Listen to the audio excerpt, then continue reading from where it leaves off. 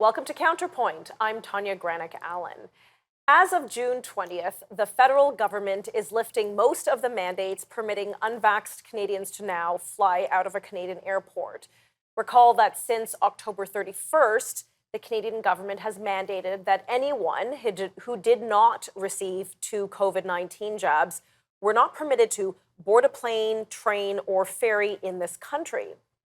That meant that unvaxxed Canadians, which number in the millions, were grounded from travel and effectively trapped in their own country. Think about that for a second. You could not leave your country unless you received a specific medical treatment. Furthermore, thousands of unvaxxed airline staff lost their jobs due to refusing their shots. Of course, we have all seen the recent images and read the daily stories of the complete chaos at airports and the long delays, and all too often, the canceled flights leaving passengers stranded. Will the drop in vaccine mandate mean that the airports will now function again? Will the staff who have lost their jobs in the industry be rehired if they even want to go back to a workplace which discriminated against them in the first place? What does the relaxing of the COVID measures for travel mean for you, the Canadian? Well, joining now to help unpack it all is Greg Hill, founder and co-director of Free to Fly, an organization representing over 3,000 aviation professionals and tens of thousands of Canadians who have been adversely impacted by the mandates. Greg, thank you so much for joining me. We spoke several months ago, but that was a little bit of a different climate then. I think we were in the middle of the Freedom Convoy. That was a good chat. And now all of a sudden, the federal government announced they're lifting the mandates. They're lifted. They've been lifted. What does that mean? What exactly was lifted?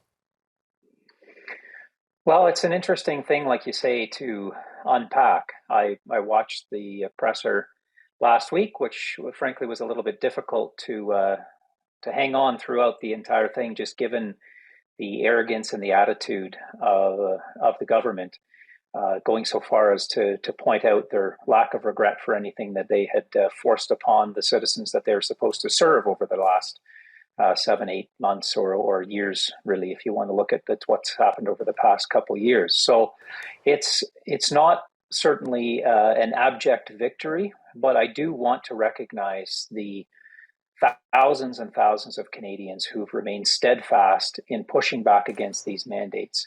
I think it's important to recognize that we have seen the narrative shift.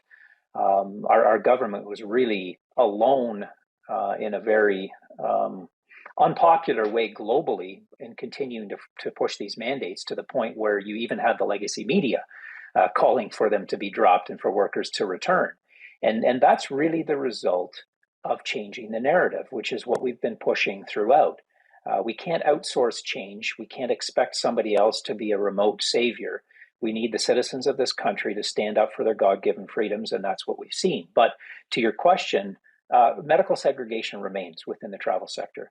If you're unjabbed on return from finally being able to leave your country, you do have to quarantine. You've got to submit to this nonsensical ArriveCan, which even some of the border mayors and politicians in the States are calling to be dropped because it's creating such chaos in some of these border type economies.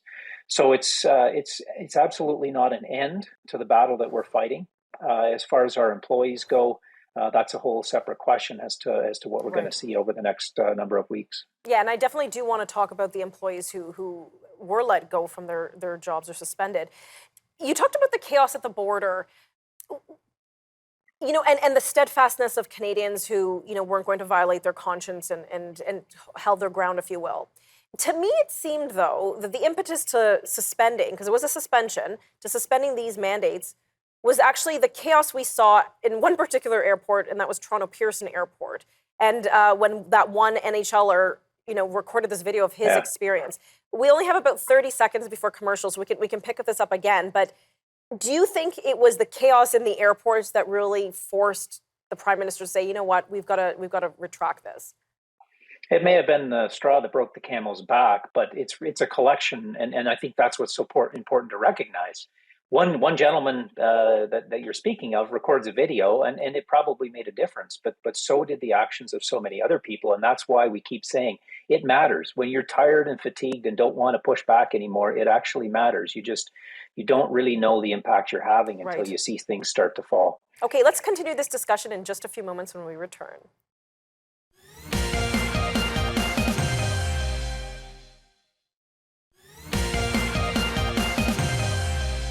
Welcome back. We're discussing what the recent suspension of the vaccine mandate for travelers could mean for you, the Canadian.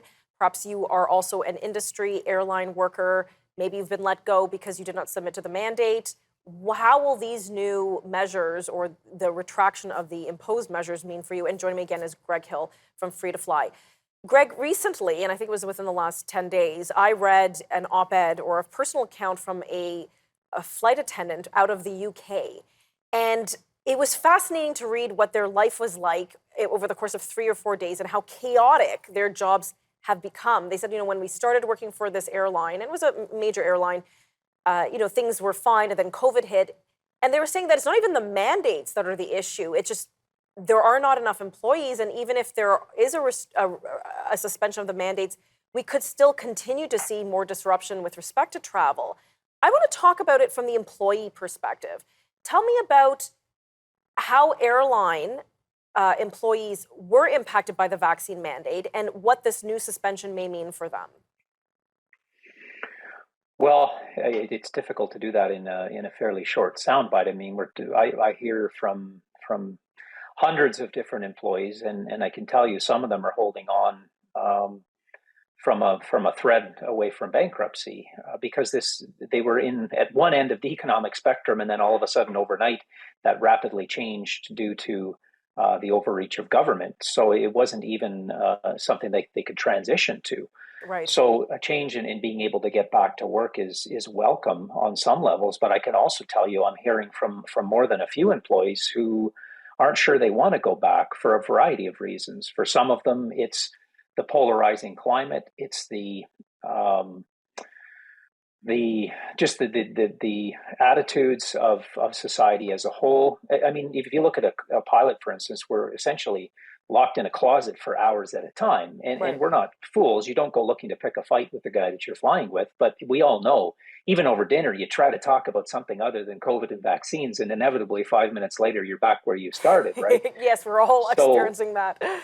Right. So it's difficult. But the other aspect is not just the lack of support from some of these airlines and aviation companies, but what feels like intentional undermining and almost a prosecutorial vindictiveness that's been unleashed on individual employees. I could tell you story after story that would shock you. Well, we have time. If there's some particular story you want to share, by all means.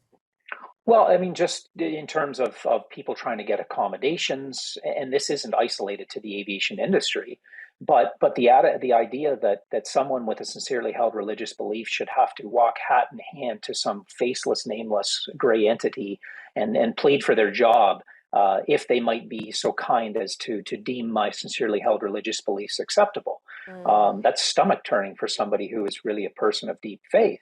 But the handful, I mean, the vast majority, I don't have a percentage, but I'd say it's pushing 90% were just outright denied without any means of appeal. But even the handful that were approved, you've got employees who were offered jobs making like 1/6, 1/7 of their previous pay as some means of an accommodation.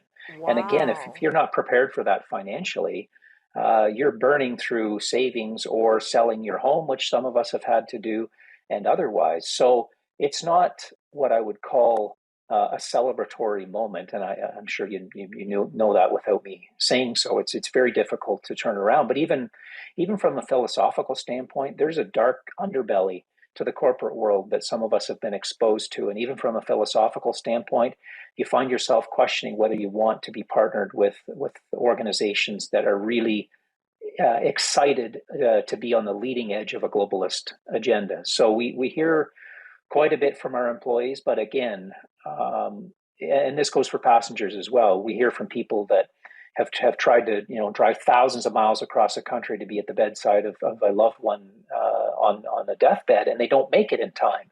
So to say Right. that these suspensions are meaningless, which some people are saying, I understand the anger and I understand that approach.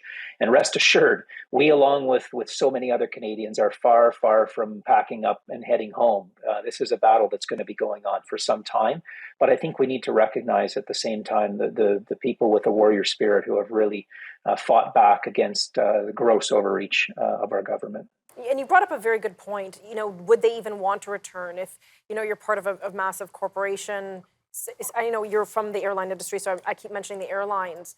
I saw on Twitter, I would follow what was being said by some of these CEOs of these companies where they're demanding a lifting of the mandates, but yet they themselves still employ one for their own employees. Right. And I felt that was hypocritical. And it really bothered me. We can talk about this in just a few moments because we've got to cut to commercial break. We'll be right back.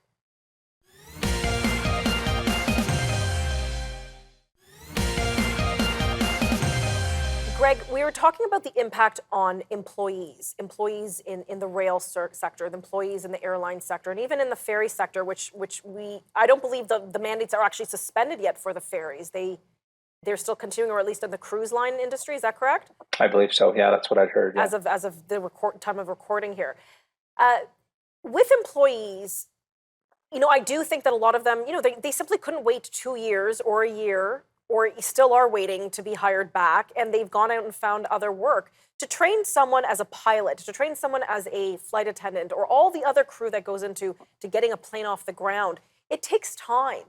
And as I mentioned, I read an op-ed where it clearly seems there's also a staffing issue, that because of the mandates, people haven't been hired back or they don't want to return, and this is also causing a lot of the problem.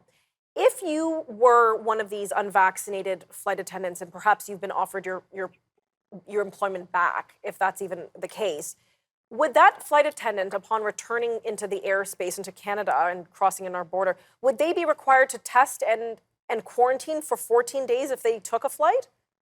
Well, those are great questions, Tanya, and those are the kind of things that the airlines are looking at now. So, I mean, I want to be clear as well, because I've kind of given you one side of the perspective, some that we're hearing from, that there's other pilots, flight attendants, air traffic controllers, and otherwise that, I mean, we've been fighting in part to get our jobs back. It hasn't been our main role. Our main role is to reestablish this nation as it should be, which is founded on our God-given freedoms and in the rule of law, which we seem to have lost our way. So there's lots of people that are eager to get back, and there'll need to be some retraining done and otherwise. But that question of quarantine is one that was asked. I'd heard some things late last week that may have been resolved, certainly pre-mandate. And it's important to point out, these people that have been pushed out the door, who were literally, with an arbitrary date, were no longer allowed to set foot on company property to return things like their company iPads. These are the same pilots, flight attendants that were traveling the world without any vaccine, obviously, bringing in PPE and all sorts of other things, and nobody had an issue with it. So we do expect to hear something from the companies. That the extent that most of them have said so far has not been certainly what I would call welcoming. I understand there's liability involved in all sorts of other things, but essentially they've said, subject to operational requirements, we'll assess over the next couple weeks and then bring you back. Now, I've heard some of the customer service agents are going back immediately, but for pilots, for instance, there'll be some simulator training and some other things that'll need to be done before you're fully up to speed. Right. And of course, this all converged on the time of busy season, high season, when a lot of families are taking advantage of the summer break and trying to get out of the country. So I'm sure the timing was helpful for those families who didn't think they might be able to fly somewhere, maybe see family on the east or west coast if they're stuck in central Canada, that sort of thing. One theme that I have seen, again, in various op-eds and in various publications, saying, things would be so much more seamless and more functional with the chaos we've seen at the airports, for example, if there simply was a better digital ID, something that could really just get people through the customs and checkpoints very simply. And of course, that still is enabling a two-tier society, those who have succumbed to the mandate or not. What have you heard about this bringing in of a new biometric digital ID?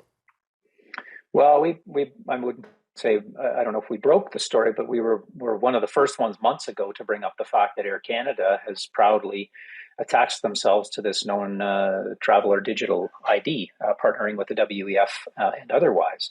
And Tanya, as we've seen over the past couple of years, here we are again. Convenience and safety, right? It's this whole mantra that we can make your life simpler and more seamless with just a few compromises along the way. And look at where it's gotten us. It's normalized what I would call deviant behavior, whether that's the widespread masking of society or this what would have been unthinkable a couple of years ago, walking around with some QR code on your digital device to get entrance for ridiculous things like going to a restaurant.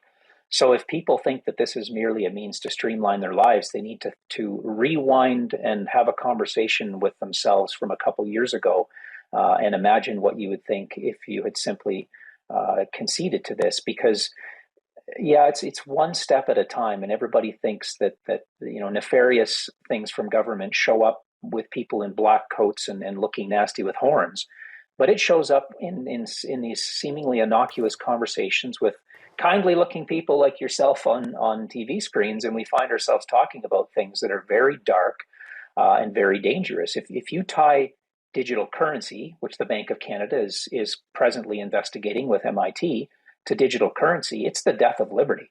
Okay, Because I'm going to pause everything you you do, there. We're going to unpack that right when we come back from commercial.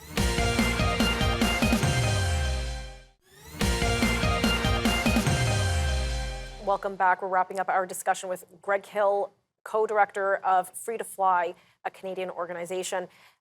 Greg, we were talking about many things in that last segment. Towards the end, we were discussing the digital ID, and you mentioned Air Canada was kind of the first one out of the gate to announce they're bringing in a program as such.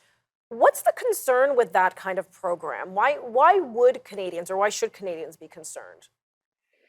well, it's similar to so many things that have rolled out over the past couple of years that were portrayed to the citizenry as simply being means of security, convenience, safety, or otherwise. But so much of it could be weaponized for ideology. And if you're to tie something like digital currency, which the Bank of Canada is looking at with MIT and announced last month, I believe it was, you tie that to a digital ID. Well, everything that you do, and let's add in Bill C-11, for instance, which is ramming its way through the House and the Senate.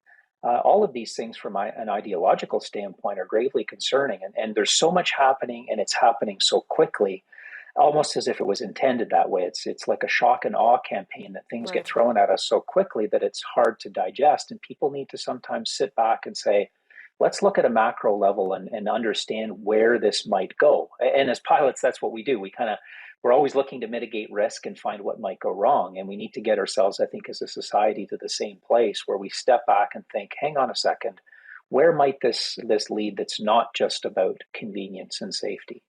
So it's interesting you mentioned that, because I know we had a couple of privacy lawyers on and a former privacy commissioner as well a few months ago. And these, it wasn't about the vaccine, but they said, the ArriveCan app is a very big concern. Uploading and the QR codes, uploading your personal information. We know these things can get hacked.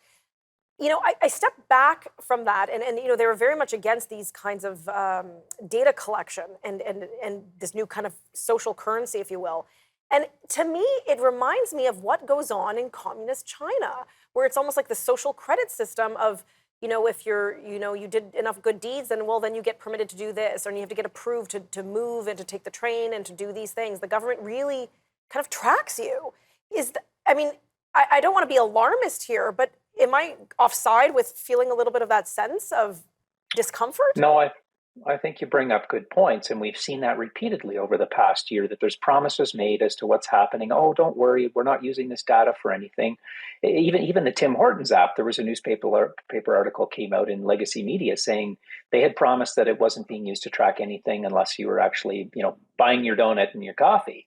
But as it turns out, they were tracking you pretty much all the time and telling when you were going home and back and forth. So the same thing with this ArriveCan. It's portrayed as a means to expedite your border crossing. But if you take the time to actually read through the entire website, which I did, at the end of it, I think, what on earth are we doing? Like, if I don't want to use the ArriveCan, my option is to go home as an unjabbed person and then dutifully pick up the phone and call my government to report on my status daily.